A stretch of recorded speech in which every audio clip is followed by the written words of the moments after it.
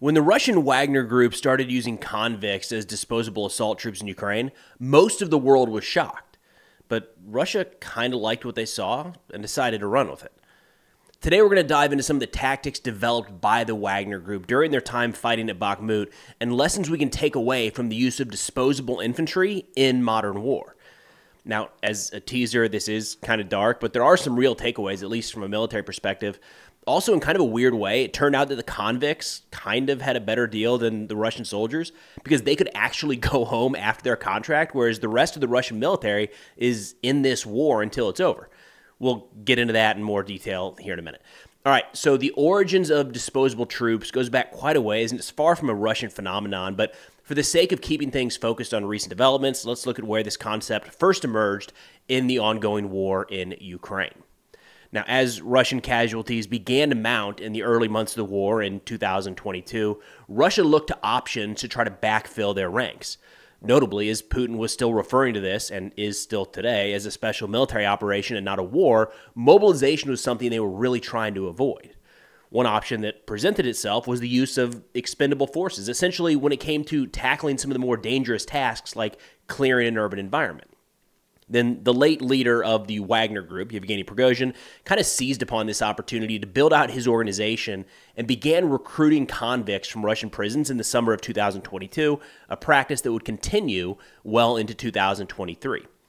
In a new report written by Russia analyst Michael Kaufman, he writes, quote, "The use of convicts transformed Wagner's role in the war, which went from a brigade-sized force to something closer to a corps-sized formation with its own support components. Wagner's size expanded from a few thousand to approximately 50,000 personnel by January 2023, including 10,000 fighters serving under contract and perhaps 40,000 or more convicts."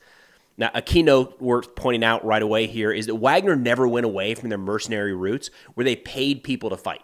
So as Kaufman mentions, at their peak, roughly 20% of the Wagner force were sort of the old guard, or at least came in through the traditional Wagner recruitment methods.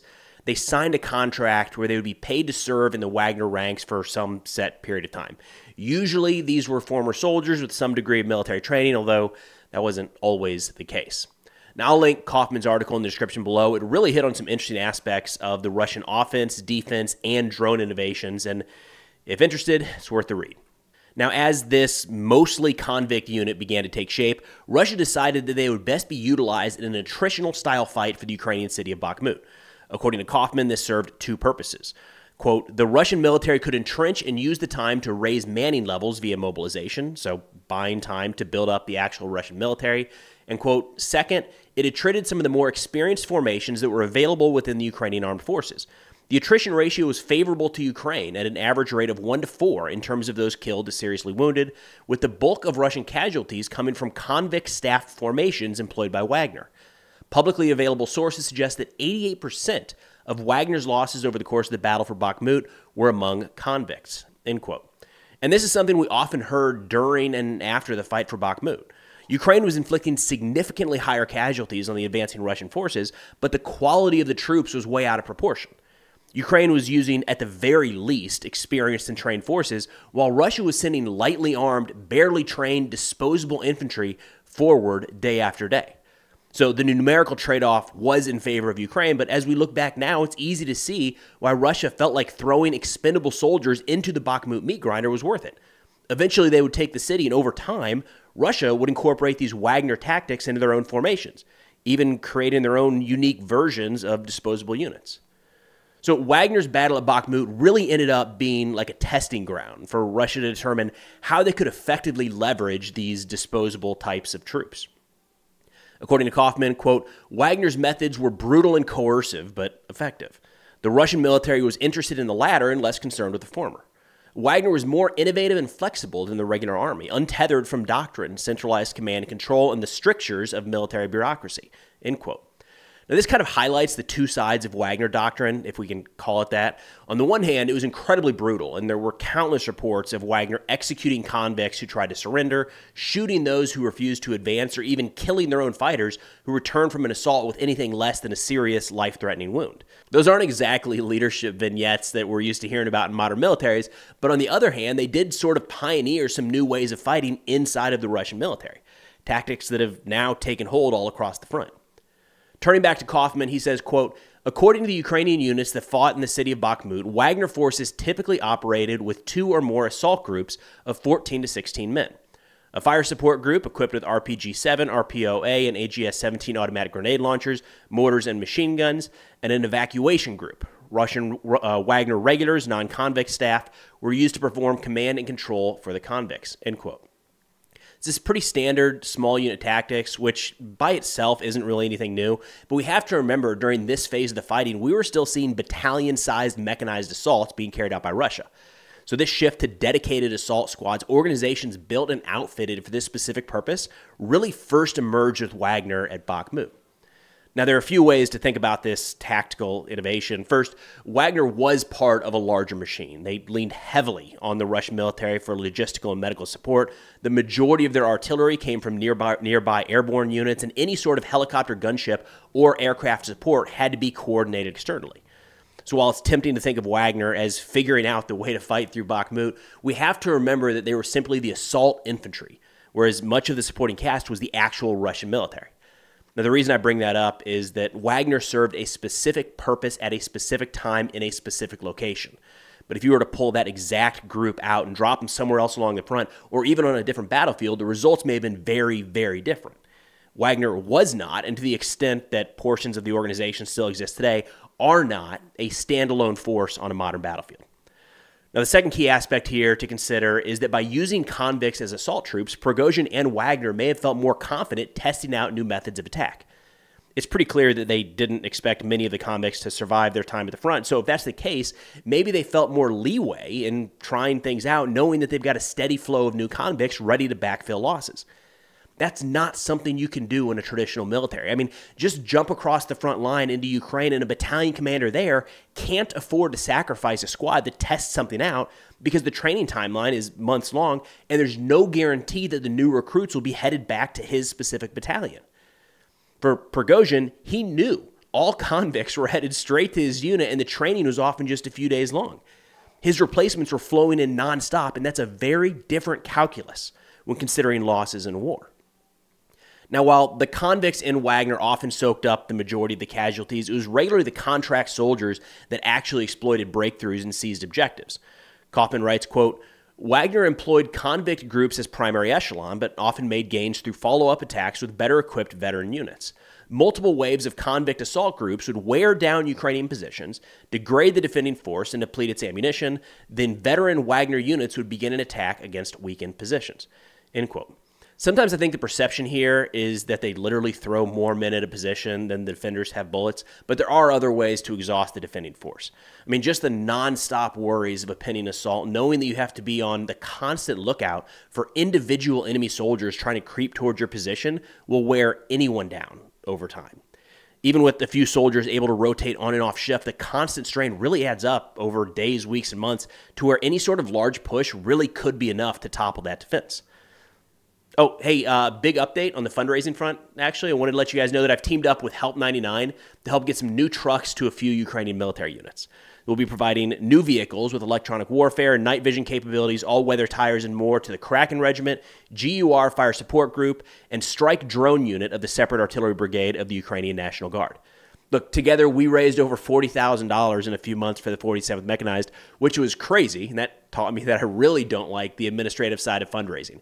Tracking every penny, collecting receipts, confirming purchases, vetting contacts, wiring money, all of that. No, thank you. I'd rather hand that off to professionals like Help 99, a 501c3 with countless frontline contacts that have been doing this exact thing for years. So head over to the link in my description if interested in donating. Grab a patch, add custom text to a vehicle, or if interested, come along for the delivery of these trucks to the soldiers in Ukraine.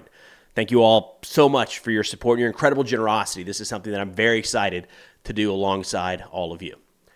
Now, in the same article from Michael Kaufman, he actually goes into some of the problems that the Russian military faced during their winter offensive, especially around Volodar, where wave after wave of Russian armored vehicles drove into the exact same kill zone. And he really focused on how little coordination there appeared to be between Russian units. That, too, is something that Wagner seems to have figured out before the rest of the Russian military. Kaufman writes, quote, in the battle for Soledar, Wagner formations operated in relatively small groups of 3 to 5 fighters so as to not draw artillery fire. Assaults involved wave after wave of small group attacks from multiple directions for several hours. Wagner forces attempted to attack Ukrainian positions from their flanks as they engaged separate assault groups. This was designed to wear down and exhaust Ukrainian defenders and locate weak points in their lines. Wagner artillery would suppress a part of the line, then assault groups would move forward towards defensive positions, with their own fire support section taking over suppression. Execution was tactically flexible, with units changing course of action depending on the conditions. If a position was too strong, they would switch to another. End quote. This is generally not something we saw from Russian forces before the Wagner assaults in and around Bakhmut. It's a little more prevalent now, but still mostly at the squad level. I'm talking 10 to 15 soldiers max. If you're looking for company size and larger elements effectively coordinating for an offensive operation, there are really just a few set-piece battles over the past 3 years that even come close. And even then, most of the time it wasn't coordination during the fight. It was that the operation played out as planned and nothing needed to be changed on the fly. Now, throughout all of this, Kaufman did note a significant shortcoming to the disposable troops. They can't really be used for anything other than assault infantry and not at any real scale. He said they seem to thrive in urban environments and complex terrain because those areas privilege small unit tactics under rudimentary command and control structures, adding that they were much less effective when employed across open terrain, which makes sense. Now, while most of us in the West looked at these Wagner tactics and thought, wow, that innovation is really just accepting higher casualties, the Russian military kind of liked what they saw and decided it was time for them to roll out something similar. Kaufman writes, quote, despite the heavy losses suffered by Wagner recruits, most of whom were convicts, they demonstrated the ability to achieve tactical objectives. Consequently, the Russian Ministry of Defense decided to replicate this experience and implement it across the army, leading to the creation of several new structures. These structures were to some extent a Wagnerization of the Russian armed forces, end quote. Now, to be clear, Russia sort of had something like this already called Storm Z units. These formations were made up of convicts and were about as disposable gets, but Russia really wasn't using them for any meaningful gains on the battlefield. Part of the Wagnerization process here would actually be putting these expendable forces to work. Kaufman describes these Storm Z units as, quote, temporary formations that could be distributed to regular units for the purpose of conducting assaults against enemy fortified positions or combat in urban environments. These consisted of approximately 100 personnel. These companies were typically broken down into an assault group, a second echelon for clearing and entrenchment, and a reserve group, end quote. So pretty similar to Wagner in a lot of ways. It's a dedicated assault group organized and equipped for the specific task at hand. And it's kind of interesting that they can be assigned across the formation to wherever it's needed. So rather than taking up manpower and resources from a specific brigade at the front in like an organic manner, it sounds like these Storm Z units can be requested or assigned by the Ministry of Defense to wherever they're currently needed. Now, Storm Z still uses convicts as their primary echelon, which means that they're going to be the ones soaking up the majority of the casualties. But it does sound like they have contract soldiers, volunteers even, filling in the second rank that's designed to exploit any gaps identified by the first wave. That tracks with the Wagner model of convicts up first, dying en masse, then experienced contract fighters following up to mop up and move through. The training aspect for convict units has also been somewhat formalized, but the short duration really gives us confirmation that they're not designed to do a whole lot more than just draw fire. Kaufman writes that, quote, the Russian military allocated 10 to 15 days for Storm Z unit cohesion and training in 3 stages. The first stage involved individual training in basic tasks and specialized roles, such as the use of relatively simple drones for reconnaissance. The second stage developed cohesion in small fighting detachments, 2-man and 3-man groups or sections. The third stage prepared the units for movement and offensive action at the level of a platoon, including assault as well as fortification, end quote. All right, I'll give you this. A soldier could learn a fair amount of individual tasks in 15 days, learn them, maybe remember a few, but probably not proficient in many. But to mess around with the squad and platoon-size assaults, there's no chance that's landing. At best, it's an introduction as to have an idea of what that actually could look like. What this reads to me, this training outline, is that their real training will come about on the battlefield under fire. Now, there was one major issue with Wagner that Russia seems to have fixed with Storm Z. Wagner convicts were allowed to return home free men after relatively short contracts at the front. I mean, a lot of them wouldn't survive to their discharge date, but plenty did, and that means that people put in jail for all sorts of violent crimes were let loose on the Russian population. Not just that, but on top of whatever in their past landed them in prison in the first place, now layer on the inevitable trauma of multiple frontal assaults against fortified positions in a modern war zone. I'd say that makes for a challenging reintroduction to society, at the very least. And we have seen quite a few reports of Wagner fighters returning home and almost immediately committing violent crimes, which is crazy. I mean, who would have seen that coming?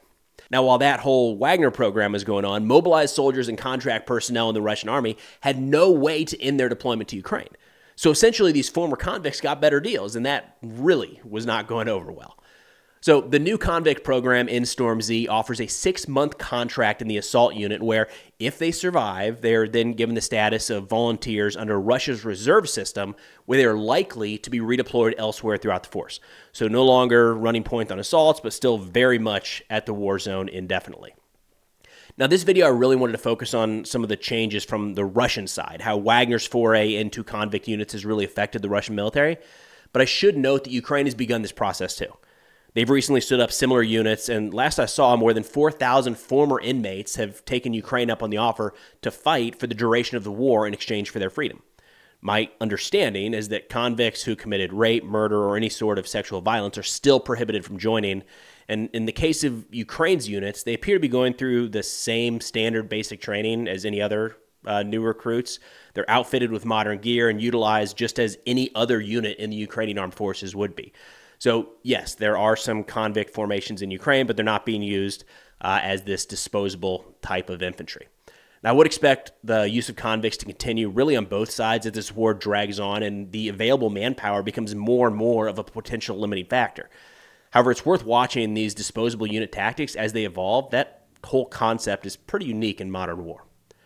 But that's all I got for now. Again, if interested, be sure to check out the new fundraiser I'll have linked in the description and the pinned comment. Like, in talking with a handful of Ukrainian soldiers, I can say that they're absolutely blown away with your generosity and support as they continue their fight day in and day out. But thanks for watching, and I'll see y'all next time.